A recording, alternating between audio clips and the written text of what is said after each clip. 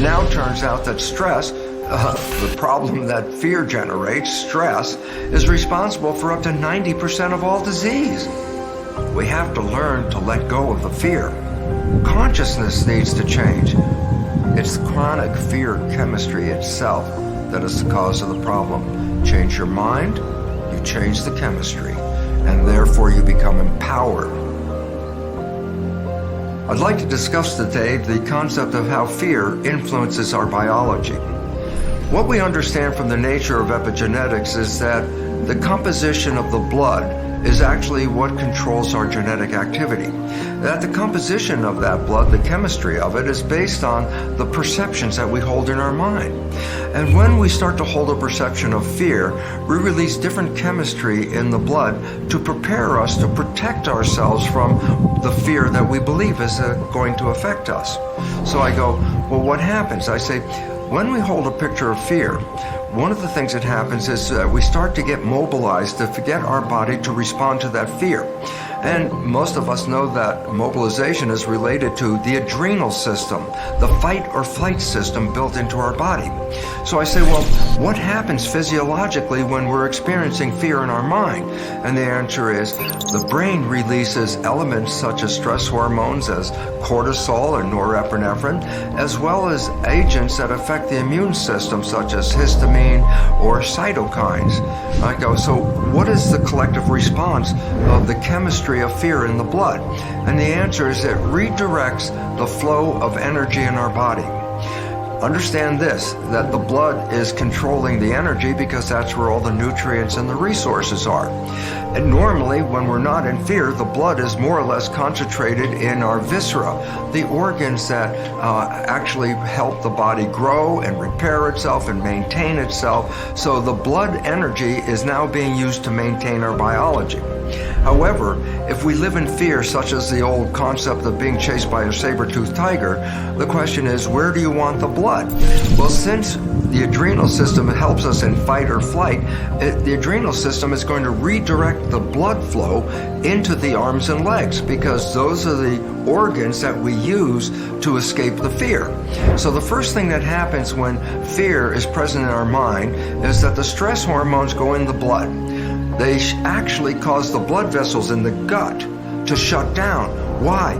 Because we don't need to use the energy to grow and maintain the body when we're chased by that tiger. When the blood vessels in the gut squeeze shut, the blood is now forced to the arms and legs, which are necessary for the fight or flight response. And it's interesting because in a state of fear, some people experience what are called butterflies in the stomach.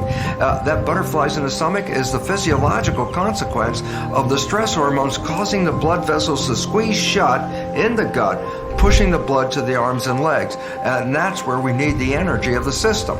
So number one, when you're living in fear, you shut down the growth and maintenance of the body as you prepare for fight or flight.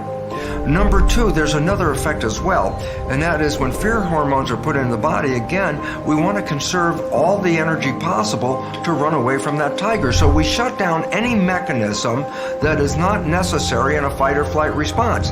This is particularly important in regard to the immune system. The immune system is like an internal adrenal system. The immune system protects me from threats on the inside. The immune system uses a lot of energy, as you well know, because if you've ever been sick, you realize how little energy you have. You may not even have enough energy to get out of bed. So the significance here is important. When the stress hormones are released in the body to conserve the energy for fight or flight, the stress hormones shut down the immune system. And this is very vital because the usage of that energy by the immune system is so high it would interfere with the fight or flight response. So a significant aspect is this. Not only do we redirect the flow of blood away from the viscera, which maintains our body, we also inhibit the immune system, which is protecting the interior of our body. Now, if it's just a run away from a saber-toothed tiger 10 minutes and you escape the tiger, then the system can return to normal. But what happens in chronic fear? The fear of life of every day that we're not being supported. The answer is this: then chronically we are shutting down the maintenance of the body, which opens us up to infections and inflammations and all other problems. And while we're open to those infections, guess what? We also now shut down the immune system, which is protecting us from those infections. So when I say we shut down the growth of the maintenance of the body, we shut down the immune system. For a 10-minute escape from a tiger, no problem. But in today's world, stress is not 10 minutes, it's 24/7, 365. What is the consequence of a long duration of living in fear? And the answer is the body starts to become sick and starts to fall apart.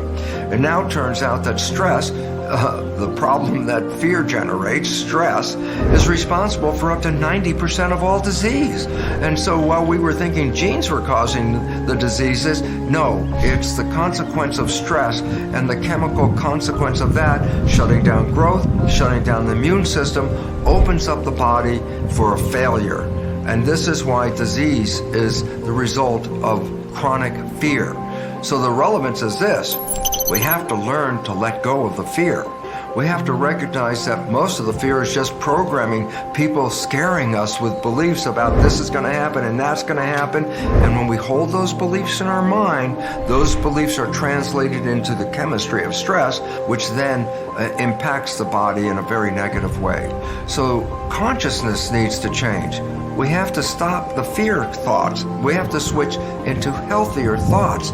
So if there's a picture of fear, this is actually debilitating you. So in your mind, every time a fear comes up, if you change it into some other story, change it to some other vision, change it into visions of happiness, joy, anything you would rather do, because the fear itself is the cause of the illness, and the fear is the result of consciousness. And it's not actually real in most cases. It's a belief. And if we change that belief surrounding the fear, we are then empowered to return back to a healthy, vital system where the blood is flowing back into the viscera, maintaining us, and the inhibitions on the immune system are stopped. And in this process, we can then have a life of full health and happiness, especially when you recognize that over 90% of the diseases facing this planet are all coming from fear. It's up to us. We can change the fear. You consciously must redirect that fear and change it by replacing it with thoughts of love, happiness, joy, health, and all those wonderful visions, because in that mindset, the chemistry will actually enhance your vitality. It's chronic fear chemistry itself that is the cause of the problem. Change your mind, you change the chemistry, and therefore you become empowered to survive and thrive.